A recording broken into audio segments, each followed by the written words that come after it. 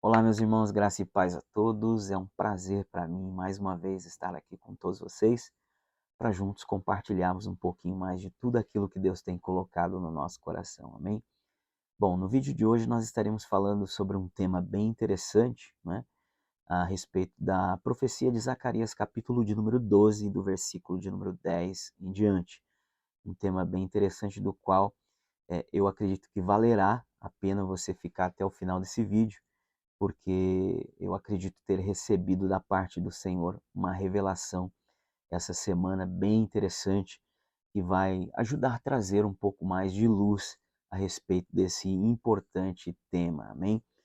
E eu sei que existe, né, ah, algumas diferentes linhas interpretativas a respeito dessa profecia. Há aqueles que acreditam que essa profecia já se cumpriu e vão fazer uso de alguns textos do Novo Testamento, né? Alguns textos que vão estar linkando com com essa profecia de Zacarias de número 12. Há outros que acreditam que essa é uma profecia futurista, né? E que diz respeito tão somente a um Israel carnal, no qual estará sendo de alguma forma perdoados seus pecados na vinda de Jesus, ou seja, no momento em que Jesus colocar os seus pés ali no Monte das Oliveiras, e esses que ali estiverem na cidade de Jerusalém, os que restarem, seriam supostamente salvos ali pelo Senhor, purificados, restaurados, mas não para fazerem parte, né, da igreja de Jesus Cristo, mas sim de um suposto Israel carnal no reino milenar. Amém? Bom, eu quero trazer a minha opinião a respeito desse assunto e eu acho que vai valer muito a pena você ficar aqui comigo, tá?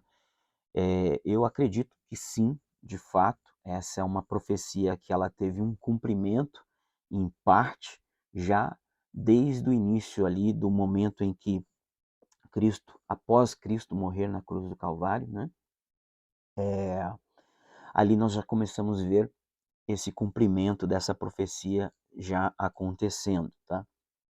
Mas eu quero dizer para vocês que eu também acredito que essa é uma profecia eh, que tem duplo cumprimento e que parte dela está reservado para se cumprir tão somente no tempo do fim, tá? Então, eu vou estar falando a respeito desses dois momentos, né? Primeiro momento em que essa profecia ela se cumpriu e um segundo momento em que ela irá ter o seu cumprimento final, tá? É interessante a gente falar sobre isso, porque o texto de Zacarias, no capítulo 12, no versículo de número 10, diz assim. Eu vou ler somente o verso de número 10, né, que diz assim: E sobre a casa de Davi e sobre os habitantes de Jerusalém derramarei o espírito de graça e de súplica. Olharão para aquele a quem transpassaram, pranteá-lo-ão como quem pranteia por um unigênito, e chorarão por ele como se chora amargamente pelo primogênito. Então nós vemos aqui a profecia de Zacarias 12:10, que diz claramente, não é, que sobre a casa de Davi, sobre os habitantes de Jerusalém, será derramado o espírito de graça e de súplica. Olharão para aquele a quem transpassaram, pranteá-lo-ão como quem pranteia por um unigênito, e chorarão por ele, como se chora amargamente pelo primogênito. Então, algumas coisas a gente precisa analisar aqui nessa profecia. A primeira delas é que o texto está falando a respeito, né, da casa de Davi e habitantes de Jerusalém.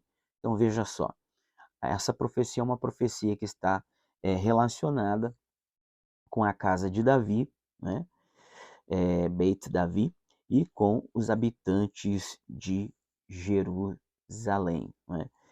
E quando nós olhamos para os evangelhos, né, nós vamos observar que lá em João, capítulo de número 19, no versículo de número 37, né, em que Jesus estando já crucificado, né, diz o apóstolo João ali no versículo de número 37, que isto aconteceu para que se cumprisse as escrituras, nenhum de seus ossos será quebrado, ou seja, o Salmo 34, versículo de número 20.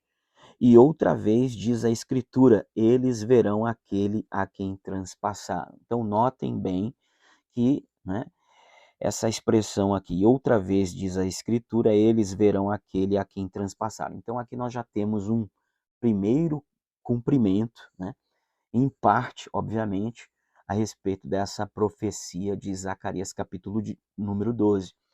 O fato, irmãos, é que, antes de aprofundar um pouco mais aqui, é que quando nós olhamos para o capítulo de número 13 e 14 melhor dizendo, capítulo 12 e capítulo de número 13 de Zacarias, fica muito claro, né, que essa é uma profecia que ela está sendo dita ali em Zacarias como uma profecia não só de duplo cumprimento, né, mas fica claro ali que existe alguns eventos ali eh, que estão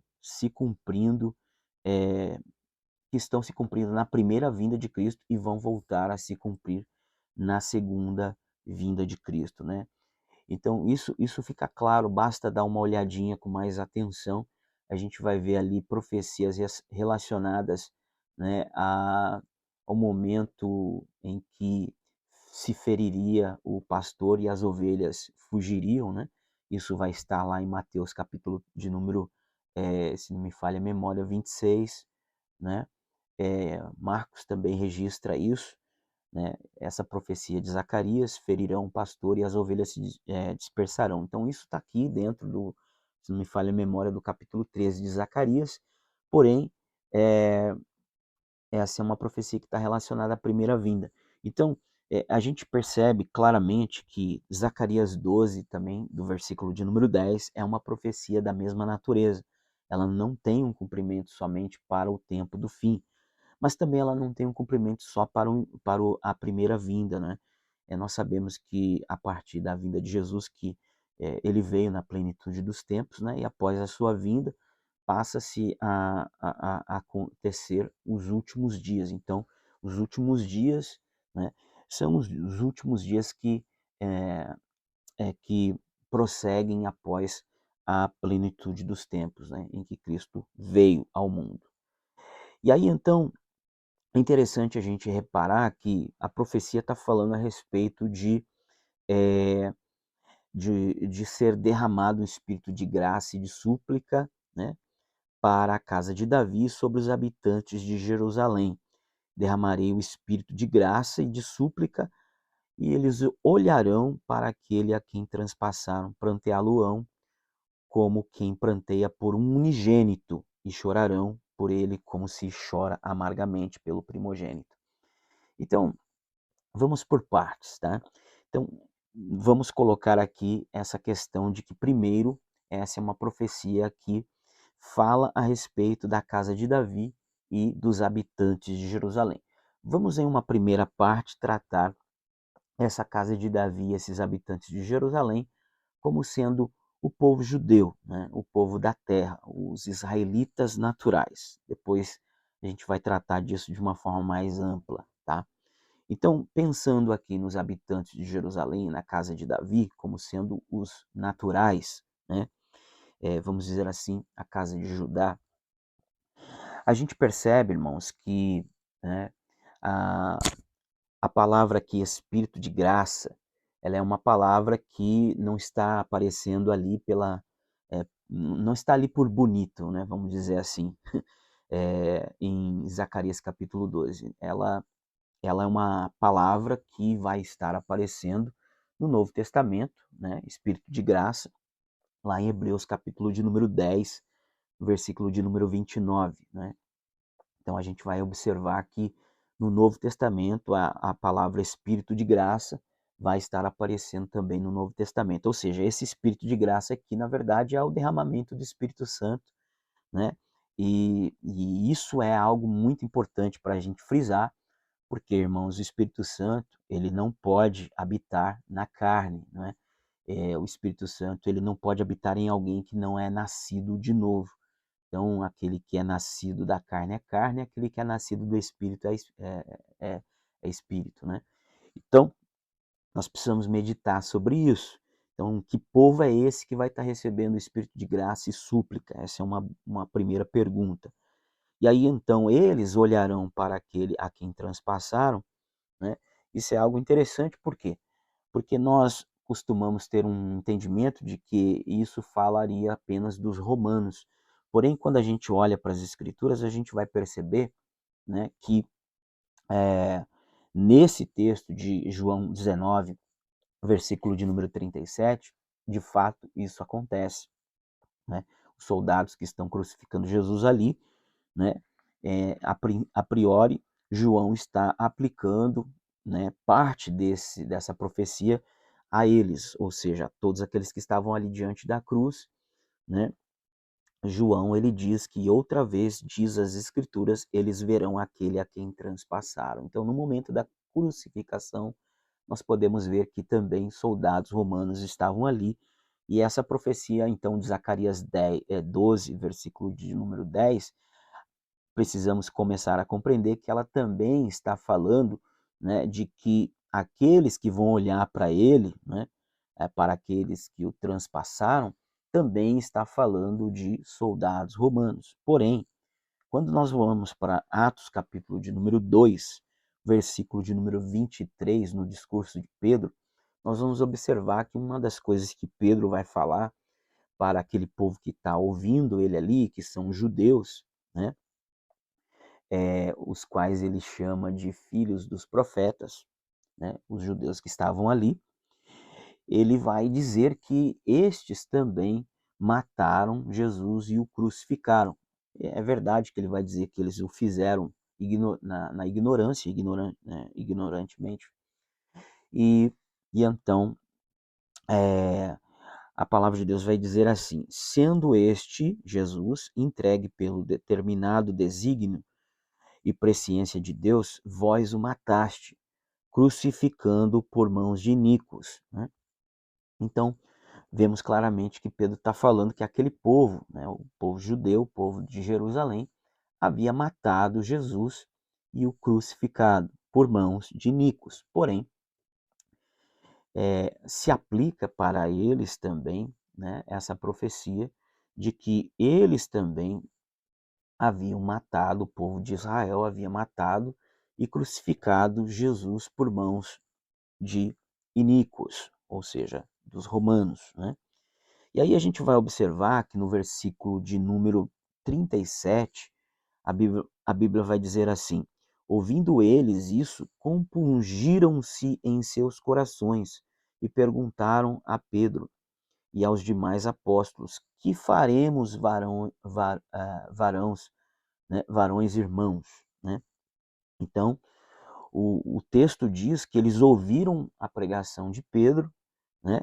Entenderam a pregação de Pedro, e aí perguntaram para Pedro, ouvindo isso, né, eles compungiram, melhor dizendo, compungiram seus corações e perguntaram para Pedro e os demais apóstolos, né, varões irmãos nossos, o que nós devemos fazer? Mas estavam compungidos, e a palavra compungido aqui tem a ver com tristeza, aflição, né, amargura, eles estão tristes, né?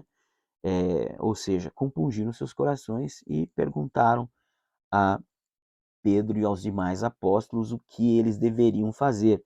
E aí então Pedro disse: arrependei-vos cada um de vós, né, e sejam batizados em nome de Jesus Cristo para perdão dos vossos pecados e recebereis o dom do Espírito Santo. Então veja, eles estão lá diante, né, da festa do Pentecoste, diante de um discurso de Pedro, o qual está falando para eles que eles mataram Jesus e crucificaram ele por mãos de iníquos.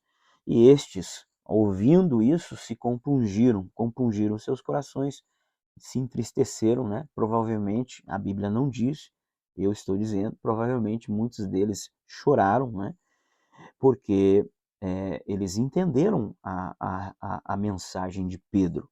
E aí então Pedro diz: arrependam-se, né? e sejam cada um de vós batizados, arrependei-vos e sejam cada um de vós batizados em nome de Jesus Cristo para perdão dos vossos pecados e recebereis o dom do Espírito Santo, ou seja, o espírito de graça e súplica, né? Ou seja, o Espírito Santo. E aí então a gente percebe claramente, né, que isso vai começar a se cumprir ali já no dia de Pentecostes, né? Então essa é uma profecia que ela já tem o seu a priori um cumprimento ali já desde o momento em que Cristo foi crucificado e aqueles que estavam ali diante da cruz viram aquele a quem transpassaram. Então as escrituras, está sendo dito ali que as escrituras elas começaram a se cumprir, né? E aí então em Atos 2 aqui nós vimos no capítulo 2 que Pedro disse ali pregando para eles, né, que eles haviam matado Jesus crucificando por mãos de iníquos, e esses, compungindo os seus corações, se arrependeram e foram salvos, batizados, né, e receberam o Espírito Santo, ou seja, o Espírito de graça e súplica. E aí então, tendo esse ponto de partida, nós começamos a compreender que essa é uma profecia, e eu vou provar para você que isso que eu estou falando não vai se sustentar apenas por essa minha fala. Aguarde, né, espere, né? Eu sou a pessoa indicada para falar aquilo que eu acredito e aquilo que eu estou ensinando, amém? Então eu sei que tem muita gente por aí que tem procurado nesses últimos dias falar, né, em meu nome a respeito daquilo que eu creio, daquilo que eu estou ensinando, né? Eu sei, eu tenho percebido que alguns irmãos têm tido esse tipo de conduta, né? Tentando refutar os nossos ensinamentos, não só meu, de outros irmãos que pensam como eu, mas falando, né, aquilo que eu acredito, aquilo que eu tenho ensinado, de uma forma que não condiz com aquilo que eu creio e daquilo que eu tenho ensinado. Então, eu acho que a pessoa mais indicada para estar falando sobre aquilo que eu creio e aquilo que eu estou disposto a ensinar sou eu mesmo, né? Então, eu falo isso porque acho interessante que você, se você quiser saber como eu creio e como eu tenho colocado no meu coração em ensinar a palavra de Deus, então eu acho que você tem que estar aqui com a gente, né? Ouvindo, né, os nossos estudos aqui, e aí depois você mesmo tira as suas conclusões, amém?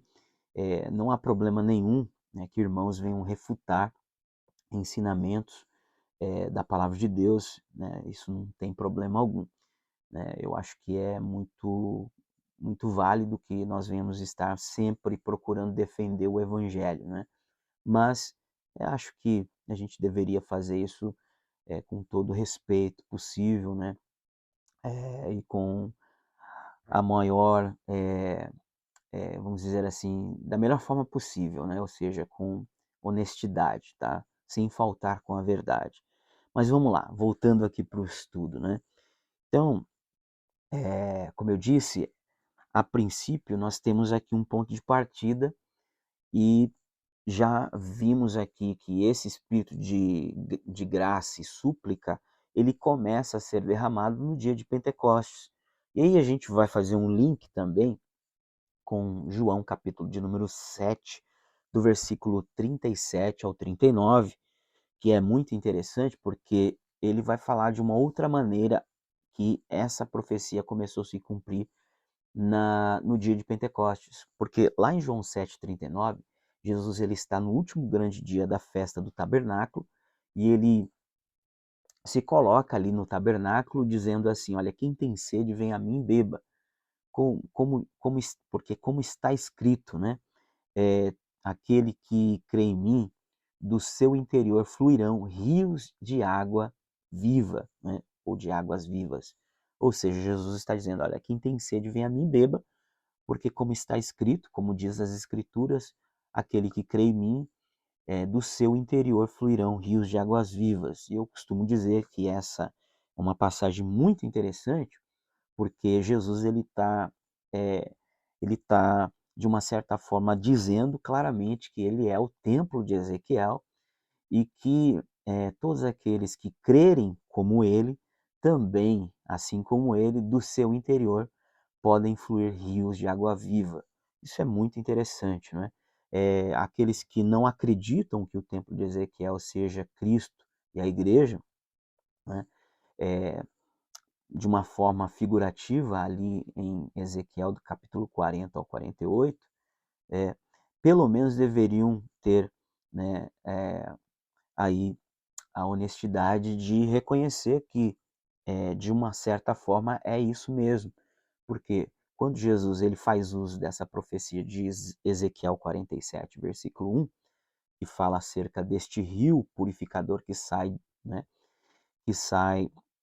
do altar de madeira e que está dentro da casa de Deus, né? E Jesus claramente está dizendo que ele é o templo de Ezequiel e todo aquele que crê como ele, que crê nele, melhor dizendo, também do seu interior, não somente dele, mas também dele também sairá rios de água viva. E acho interessante também aqui frisar a questão do altar de madeira, né? Porque se haverá sacrifícios literais num templo de Ezequiel literal, é muito estranho, né? O fato de Ezequiel dizer que o altar do holocausto ele era de madeira, quando lá no livro da lei, o tabernáculo de Moisés e os demais templos, né, o altar do holocausto ele era de bronze, né? Então é, é muito estranho, né? Bom, o fato é que para mim, no meu modo de entender, aquele altar de onde sai aquele rio purificador fala da cruz, do madeiro, né? E Cristo, ele foi crucificado no madeiro, do seu lado, né, foi ferido, ali fluiu águas, né, do seu lado. Isso era profético. E é exatamente isso que nós estamos vendo acontecendo no livro de Ezequiel, ou seja, o capítulo 40 ao 48, onde está ali a profecia do templo de Ezequiel, né, que nós costumamos assim chamar, é uma profecia que está falando sim de uma casa e que também, ao mesmo tempo que essa casa eu chamaria de tabernáculo de Davi. Por que, que eu chamaria de tabernáculo de Davi? Porque lá em Ezequiel capítulo 43, irmãos, eu dei uma saidinha do tema, mas eu vou voltar, tá bom? Então lá em Ezequiel 43, no versículo de número 7, vai ser dito que naquele templo de Ezequiel, o Senhor ele vai estar habitando ali, que o trono de Deus estará ali com eles, e diz o Senhor, e esse é o lugar do meu trono e o lugar da planta dos meus pés, onde eu vou habitar com os filhos de Israel para sempre. Ou seja, então Deus está falando claramente que aquele templo de Ezequiel é onde estará o trono de Deus, em que ele vai habitar com os filhos de Israel para sempre. Porém, a Bíblia diz em Isaías capítulo 16 que quando o homem iníquo, né, o homem mau, for tirado da terra, né, ou seja, o anticristo, né, um trono, né, um trono se estabelecerá no tabernáculo de Davi, para que o descendente de Davi venha estar reinando dali. Ou seja, o trono, Isaías está dizendo que um trono será estabelecido, erigido no tabernáculo de Davi, e um descendente de Davi vai estar reinando desse trono. Então, irmãos, a gente tem que entender claramente que essa profecia de Isaías 16 é a mesma profecia de Ezequiel 43. E aí, obviamente, isso vai nos fazer refletir e chegarmos à conclusão de que o tabernáculo de Davi é o templo de Ezequiel.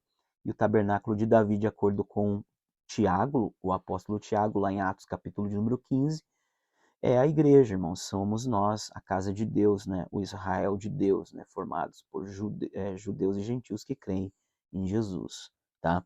Mas voltando aqui para João capítulo 7, versículo 37 ao 39, então Jesus ele invoca essa profecia para si, e essa profecia ela vai ter um início de um cumprimento ali, né, na cruz de Cristo, quando Cristo ele morre e do seu lado sai aquela água de forma profética, isso falava do derramamento do Espírito Santo após Cristo ser glorificado, tá? Não após ele morrer, mas após ele ser glorificado. Isso vai ser dito aqui em João capítulo 7.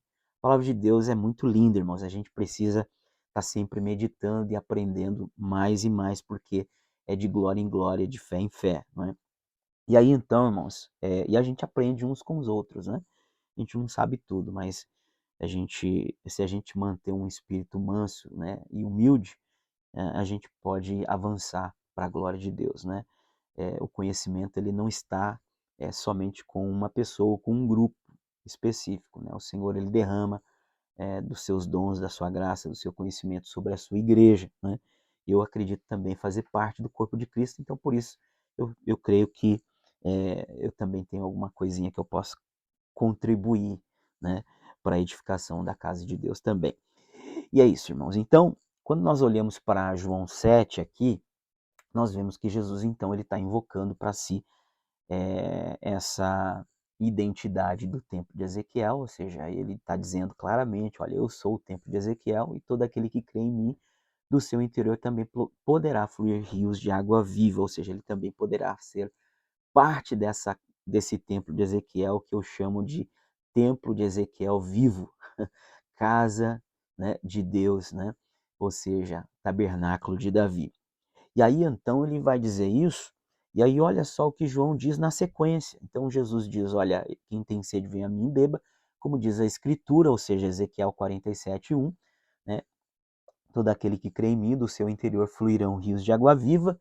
Versículo 37 diz isso, 37 e 38. Aí no versículo 39, na sequência, olha só o que João vai dizer. E isso disse ele, Jesus, do Espírito que haviam de receber os que nele crescem, porque o Espírito Santo ainda não havia sido dado, por Jesus, por Jesus ainda não ter sido glorificado. Ou seja, João está interpretando aqui. Ele está dizendo, olha, essa profecia que Jesus está falando aí de Ezequiel 47:1, isso disse ele do Espírito que haviam de receber os que nele crescem. Ou seja, todo aquele que cresce em Jesus iriam receber do Espírito Santo. Ou seja, essas águas purificadoras falam do derramamento do Espírito Santo. E aí ele vai dizer assim, né? Dizia ele acerca do Espírito Santo, né? Que seria dado a todos aqueles que crescem.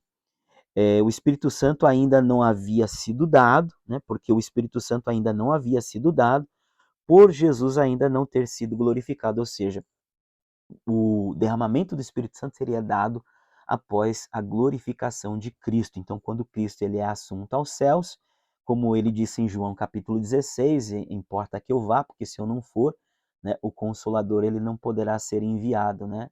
É melhor que eu vá. Então, para que quando eu vá, ele seja enviado, o Consolador, o Espírito Santo da verdade, que o mundo não crê e não pode receber, mas ele habitará em vós, ele estará convosco e habitará em vós para sempre, né? Então, o Espírito Santo ele é o cumprimento dessas águas purificadoras, ou seja, o altar de madeira é a cruz de Cristo, Cristo é o cordeiro imolado nesse altar de madeira. As águas purificadoras que saem do altar de madeira, conforme está escrito lá em Ezequiel, agora não me lembro se é o capítulo 45, 6, agora não me lembro, que diz que sai do altar, né, do lado sul do altar do templo de Ezequiel. Então essas águas são as águas purificadoras do Espírito Santo. O Espírito Santo, por onde ele vai passando, ele vai levando vida, e aí então as árvores, né, frutíferas que estão à margem do rio, de um lado e de outro, fala desse povo santo, né, que o Senhor está chamando, está salvando. Esse rio vai produzindo vida e árvores frutíferas vão nascendo, árvores, né, obviamente fala de homens, né, e essas árvores frutíferas são aqueles que estão nascendo, né, junto àquele rio, né.